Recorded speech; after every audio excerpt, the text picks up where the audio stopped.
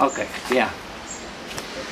A Munga está interessado em tentar mostrar um pouco o trabalho que a sociedade civil desenvolve, principalmente aqui em Benguela. Então, parece que és o primeiro, sobretudo o azarado, em fazermos a entrevista, né, para falarmos sobre a OHI e sobre ti também. Então, gostaria que talvez começasses por dar os teus dados pessoais, quem tu és, quem não és, sei lá, onde és, onde é que não és, e depois vamos continuar. Eu gostava de aproveitar essa oportunidade de partilhar um pouco aquilo que é a intervenção da OHI, desde a sua fundação, mas também queria falar um pouco daquilo que é a minha ligação com a organização desde o período que foi criada. Pessoalmente desenvolvo atividades no ramo dos direitos humanos, desde a fundação da Organização Humanitária Internacional, e também faço trabalho de apoio às iniciativas da sociedade civil. Penso que com esse tipo de intervenção estou a contribuir no reforço dos processos da sociedade civil.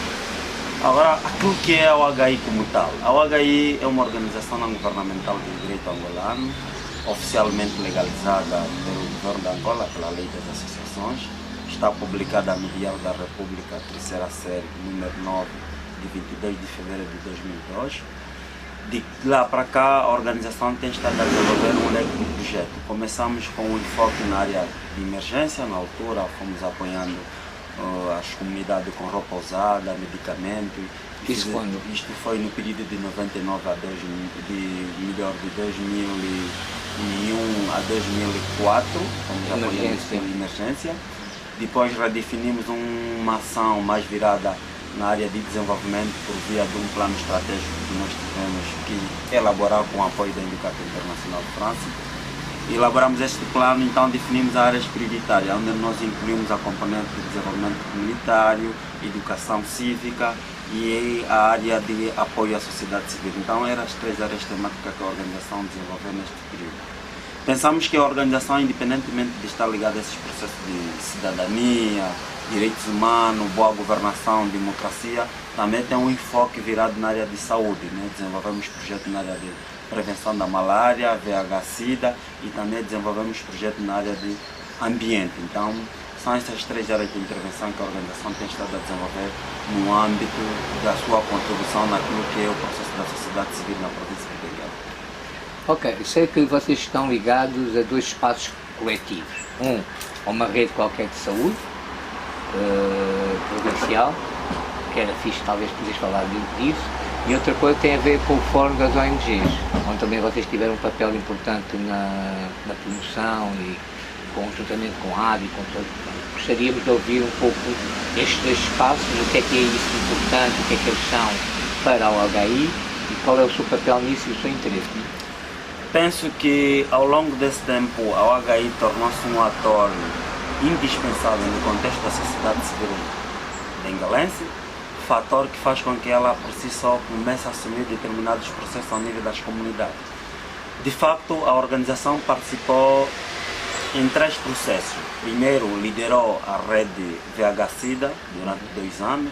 A nossa sugestão na altura era fazer com que as organizações... A rede provincial de VIH-Sida, trabalhamos 2 anos, nesse período que foi de 2009 a 2011. E ainda de 2011 a 2013 participamos ativamente no apoio metodológico das conferências municipais da sociedade civil, ao nível dos municípios de Benguela, município do Caimbambe e município da Ganda. A OHI participou basicamente nesse processo. E depois deste ano, foi 2014, 2015, a organização assumiu a liderança do Fórum Provincial de Parceiros na Luta contra a Malária. É um fórum que congrega organizações do setor privado, vamos a falar de instituições públicas, organizações baseadas na fé, que são organizações religiosas, e também desenvolvem projetos. A estratégia deste fórum tem por objetivo influenciar as políticas públicas no domínio da saúde, sobretudo na área da malária, bem como advogar junto das administrações municipais a encararem com maior responsabilidade o investimento no setor da saúde pública, sobretudo na área da malária. Então a organização tem estado a fazer esse tipo de trabalho, coordenação e sobretudo monitorar o impacto das ações desenvolvidas pelos parceiros. Estamos a falar parceiros do setor privado, encontramos o a Sonamente, a Odebrecht, entre outras empresas privadas, mas também temos empresas públicas que desenvolvem projetos no domínio da saúde pública, sobretudo aquelas empresas com ações de responsabilidade social. Também a organização, em 2014, liderou por um período, com o apoio do SFCG, uma organização não governamental americana, a rede, digamos assim, o consórcio de organizações que trabalhavam a componente de boa governação e transparência fiscal. Era um projeto financiado pela USAID, com responsabilidade do SFCG, de Angola. Trabalhamos nesse projeto com um consórcio de organizações que fazem parte a JS, CRB, do Aiovoca, a OHI, que era a coordenadora desse consórcio de organizações que trabalhava a componente de boa governação e transparência fiscal. Penso que são experiências muito positivas que nós fomos tendo ao longo desse tempo e sobretudo na interação que fomos mantendo com os diferentes atores sociais, incluindo as organizações da sociedade civil. 2015, apesar de que a organização já vem a trabalhar há um bom tempo, quase 5 ou 6 anos com a Umunga, não tínhamos uma parceria formal, mas este ano entendemos formalizar uma parceria por via do projeto denominado Autarquia Já, que é financiado pela Open Society Angola e que estamos a desenvolver ações conjuntas durante esses 7 meses. E também temos esse compromisso de, em conjunto, podermos tomada de posições públicas em relação às violações dos direitos humanos que estão acontecendo no contexto de Angola e sobretudo na província de Benguela. E penso que é positivo esse âmbito de parceria, mesmo tendo terminado esse projeto de 7 meses, mas continuamos a desenvolver ações em conjunto, sobretudo no reforço da sociedade civil, por via dos debates, por via de atividades conjuntas, e eu penso que será salutar esse tipo de experiência que possa ser partilhada com outros atores ao nível da província de Benguela. Queria só tentar, portanto, dentro da vossa experiência, embora os temas sejam diferentes, um seja malária, o outro HIV, qual foi a diferença entre rede e fórum? Qual é a diferença de... É certo que o tema é diferente também, mas o que é diferente de ser um fórum? Fórum é só sociedade civil ou também tem instituições públicas? Rede é só sociedade civil ou também tem instituições públicas? Ou não há diferença nisso? Há uma diferença. O fórum tem uma perspectiva de integração de empresas do setor privado e do setor público, incluindo a própria sociedade civil. Okay. Já as redes são mais por iniciativa de organizações em que entendem trabalhar um assunto, seja ela de saúde, seja ela de educação cívica, seja ela de eleições. Quer dizer, é mais uma ação específica em volta do interesse que a sociedade civil tem por trabalhar no sentido de contribuir para um determinado problema. Mas o fórum tem mais essa perspectiva de integração de várias organizações, instituições públicas, incluindo empresas do setor privado. Ok, mais uma pergunta. Normalmente se ouve muito, principalmente as pessoas que não entendam talvez sociedade civil ou que tenham alguma perspectiva de que a sociedade civil não se deve meter em política. Mas tu, por exemplo, falaste de que a tua organização, HI, que era bom, que significa HI? Organização Humanitária Internacional, okay. Uma ONG de direito angolano e sediada na província de Benguela. Ok, que trabalhou ou trabalha numa questão que é de governação e transparência e ao mesmo tempo trabalha em questões de saúde. Duas coisas. Primeiro, o que é que tu tens a ver com, o que é que tens a dizer sobre este ponto de vista de que as organizações não trabalham em política? E segundo, qual é a relação que tem trabalhar em governação e transparência e ao mesmo tempo trabalhar em saúde? Se há relação, que tipo de relação, porquê estes dois tipos de intervenção, duas áreas temáticas? Primeiro, faz parte do plano estratégico da Organização Humanitária Internacional, nesse período de 2013 a 2015, trabalhar essa componente de saúde e boa governação e ao mesmo tempo ações que visam reforçar a capacidade das iniciativas da sociedade civil. A OHI tem um entendimento de que só trabalhando a componente de saúde, sem ter aliado a componente da fiscalidade ou políticas públicas que tem a ver com os princípios da boa governação, não teríamos impacto tão desejado em relação às políticas públicas do setor, por exemplo, da saúde. Achamos conveniente, independentemente de trabalharmos a componente de prevenção da malária, numa outra perspectiva, trabalhamos no sentido de influenciar as administrações e outros parceiros por forma a estar engajados no monitoramento de políticas públicas, de forma que esse tipo de intervenção de prevenção de malária ou de VIH/SIDA ou de uma outro tipo de doença possam ter impacto positivo na medida que a participação do próprio cidadão ao nível da comunidade será mais eficiente em ver como é que esse programa vai trazer o impacto desejado. Então pensamos que esse tipo de intervenção tem característica de duplo enfoque. Olhar na perspectiva da política pública, não é? E a outra olhando na perspectiva de ações ligadas à prevenção. Okay. Yeah. E que relação tu podes ter, ou que a OHI tem, disto com autarquias? A OHI tem estado também engajada nesse processo, independentemente dessa formalização do projeto que estamos a trabalhar, financiado pela Open Society, não é? O Munga OHI, mas também tem uma visão de que é necessário trabalharmos na formulação das consciências humanas ao nível da comunidade, por forma que tenham a capacidade de encarar os desafios das eleições autárquicas. De um lado, fazer com que o cidadão perceba, por via do acesso à informação, as vantagens que as autarquias podem trazer, mas por outro lado, garantir que o cidadão e a sociedade civil comecem a reclamar legitimamente junto do Estado para que esse ato em si seja um facto, a institucionalização e realização das autarquias em Angola. Então penso que essa questão do projeto de cidadania e o projeto de saúde pública podem ter uma ligação no processo das autarquias, porque de facto as autarquias há de abordar esses aspectos tanto ao nível da saúde, tanto ao nível da educação, ao nível da participação da juventude na formulação de políticas públicas. Então tem uma ligação, então este processo em si só vai desencadear de forma transversal, né? Independentemente da temática base pode ser a saúde, toda ela relaciona com transparência, com descentralização e autarquia. Ok, e há quem diga que a sociedade civil neste momento está a confrontar-se com alguma pressão de limitação, seja a nível jurídico, seja a nível de acesso a recursos, seja a nível de alianças, seja a nível de reconhecimento. Para ti, Michel, para a OHI, como é que estão a considerar neste momento este ambiente?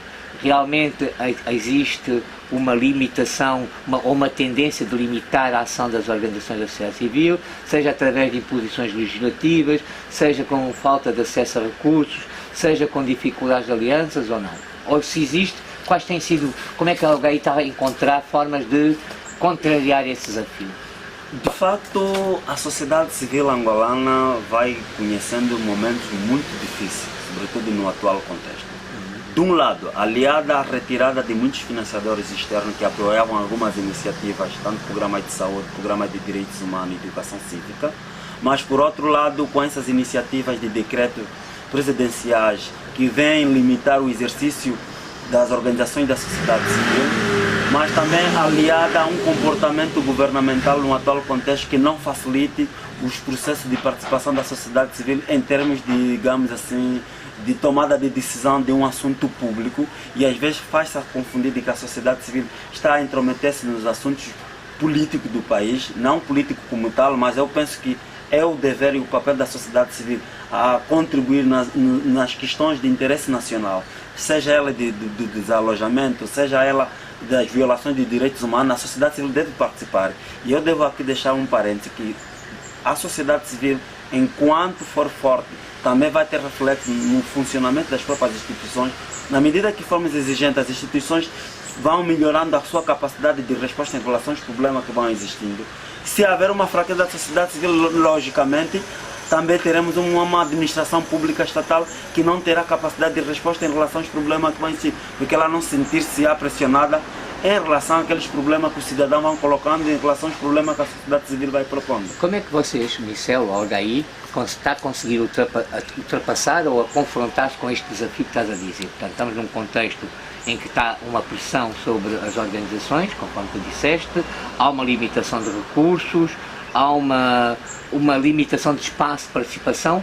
Como é que a OHI está a conseguir e aonde vai buscar energias, em que inspiração busca energias para conseguir confrontar com este contexto? A OHI tem seja recursos, seja o espaço de manobra, as alianças. A OHI primeiro tem estado a conseguir aliança por via de outros parceiros, dos quais posso aqui citar as comunidades e ao Munga, por forma a mantermos vivo, mesmo sem financiamento, esse nível de debate, permitindo que o cidadão tenha acesso à informação sobre a realidade do contexto do país. A outra é o facto de que temos membros com convicção que estão interessados em contribuir no processo da democratização da Angola e acham que por via desse processo é possível, mesmo não havendo recursos de financiamentos internos como externo.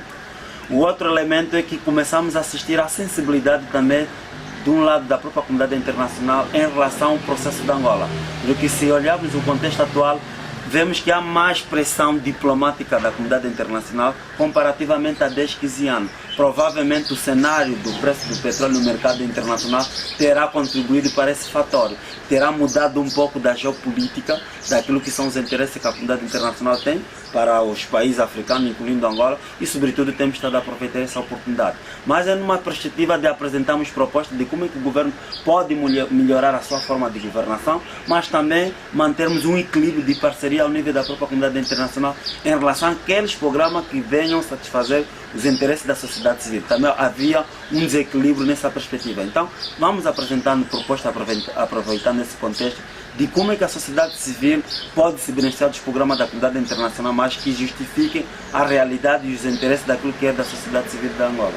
Neste caso, estamos a falar de governação, obviamente, transparência. Naturalmente, estamos a falar da transparência, exatamente. Eu queria só, porque só queria para dar mais informações. Portanto, falaste que trabalhas em vários locais, a OHI trabalha em vários locais, só para tentar explicar quais são as... Portanto, obviamente que vocês têm vários níveis de intervenção, um com as comunidades, outro é este fora comunidades, em questões de advocacia, nas redes, etc. Mas que têm comunidades específicas, quais são? Portanto, só para tentar... Nós estamos a intervir no município da Bahia em 3 comunidades. Intervimos na comunidade de 11 de novembro, a comunidade de Cassange, a comunidade de Alto Lima. A nível de saúde? A nível de saúde. Mas nós fizemos abordagem de saúde com ações transversais, onde em algumas questões ligadas a direitos humanos também nós falamos com esse grupo mesmo. Okay? Ao nível de Benguela também temos 3 comunidades. Temos a comunidade da Graça, temos a comunidade do Caceque Macau e temos a comunidade do Caceque Marítimo. Os projetos é da mesma natureza, falamos da questão de saúde, mas com ações transversais ligadas à educação cívica, direitos humanos, enfim. Então, são basicamente essas 6 comunidades que a organização tem intervenção diretamente e quiçá essas questões que, às vezes, há necessidade de se fazer uma atividade conjunta num outro município, a organização está lá presente e vamos partilhando a nossa experiência. Mas, de facto, essas são as comunidades em que nós temos intervenções de forma permanente de 2010 até esse presente momento. Ok. E talvez só tentar acrescentar que tem sido interesse da Almunga e já levantámos com vocês na ideia de se trabalhar juntos para divulgar pelo menos a nível de acompanhamento de saúde com os moradores de rua do Lubito, que é um grupo com que a Almunga trabalha e que infelizmente tem decaído a questão dos níveis de saúde dessa comunidade por falta de acompanhamento e por falta de um programa específico de assistência social a esse grupo. De qualquer forma, antes de terminar, a penúltima pergunta seria, em relação às vítimas das chuvas, será a única pergunta específica. A OHI tem, com outras organizações locais, feito algum acompanhamento do apoio, do que tem acontecido, do que tem sido feito com as vítimas das últimas chuvas deste ano, seja do Lubito e de Benguela, principalmente a nível do Lubito, que nós temos de trabalhar juntos. Qual é a tua opinião e qual era o teu recado que gostarias de deixar neste momento agora, em relação ao que está a acontecer atualmente? Penso que a OHI e outras organizações sediadas na província de Benguela, estamos a falar da Umunga, a JSCRB, foram das primeiras organizações, tão logo deu-se aquele sinistro.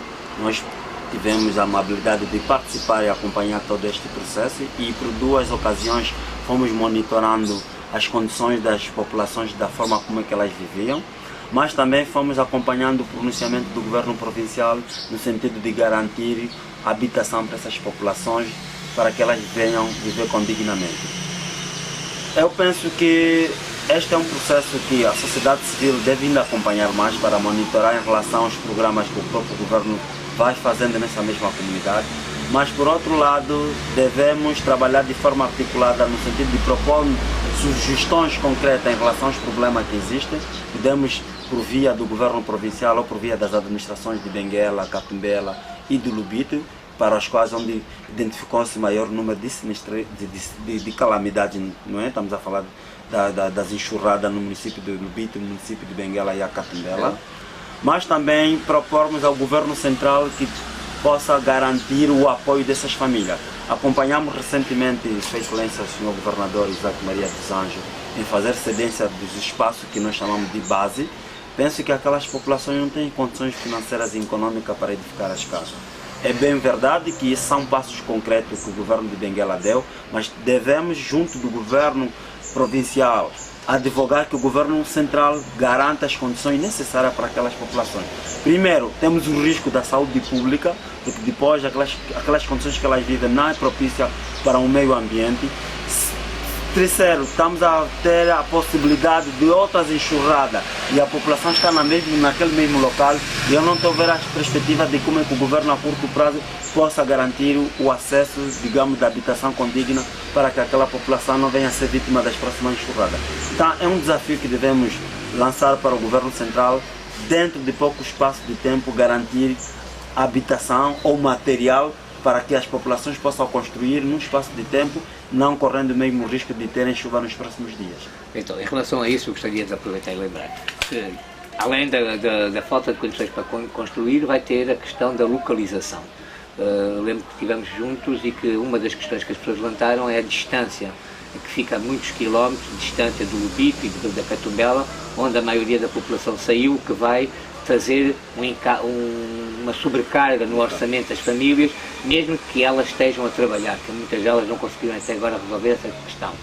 Tem a questão que não se viu uma escola, não se viu um posto de saúde na localidade, portanto não existem questões ligadas a isso. Então, talvez só para tentar pôr um quadro aqui, né? Penso que toda essa perspectiva do programa que o governo entende implementar na comunidade de Camulingue devem garantir os serviços básicos, por forma que sejam respeitados os direitos fundamentais, ou se quisermos chamar de direitos humanos. Deve ter escola, a rede de transporte, deve ter saúde, deve ter, digamos assim, mínimos serviços, por exemplo, que possa dar água, a via de acesso, para que o cidadão sinta-se realizado, que essas questões muito básicas, por forma que também possamos atrair a população que está lá. A população que está lá tem filhos que estudam, precisa de uma assistência medicamentosa em qualidade, porque nessas condições em que elas estão a viver agora, é uma forma... Tens uma ideia quantos quilómetros fica do Lubito aqui? Podemos, distam, se não estou em erro, ali 18 quilómetros. Imagine sem rede de transporte, sem as condições básicas, torna ainda difícil a vida dos cidadãos. Então o governo deve garantir que esses serviços todos estejam lá para garantir os direitos humanos desse mesmo cidadão, por via da transferência desses processos todos que eu acabei de dizer, que é a saúde, a rede de transporte, educação e outros serviços básicos que possam garantir que tem a ver com a questão ambiental e as redes de acesso. Então precisamos também garantir que os títulos de propriedade dessas mesmas residências sejam passadas por cada cidadão, dizer que esse tipo de propriedade é do cidadão A ou B e ele ter, digamos assim, todos esses instrumentos legais que lhe permitam pagar, por exemplo, os impostos de forma, não é? De forma regular, legal, né? É legal também, porque o Estado vai ter que passar essa cidadania, vai ter que passar esses títulos de propriedade. Então, penso que são essas perspectivas e desafios que o governo tem no futuro e para já, porque daqui a nada as chuvas começam e eu não estou a ver as condições de como é que aquela população vai sobreviver. Portanto, não só a população que está nas tendas, que ainda não foi transferida, como a população que não chegou a estar nas tendas, porque à parte da população das tendas existem muitos outros cidadãos vítimas das chuvas e que não foram sequer colocados em tendas, ficaram em casas familiares, ficaram durante muito tempo a viver e a dormir nas escolas, etc. Penso que o governo tem uma responsabilidade acrescida nesse sentido. E neste momento acreditas que o governo vai cumprir essa responsabilidade, tomando em conta o discurso que ainda há pouco tempo o Presidente da República falou da falta de recursos, que incluindo os programas e os projetos de urbanização do governo, pensa entregá-los a privados? Será que o governo vai conseguir ou ter interesse ou vontade para responder a esta questão? Penso que o próprio discurso em si desencoraja o facto do governo cumprir aquilo que prometeu, naturalmente. Mas há um aspecto muito importante que devemos levar em consideração.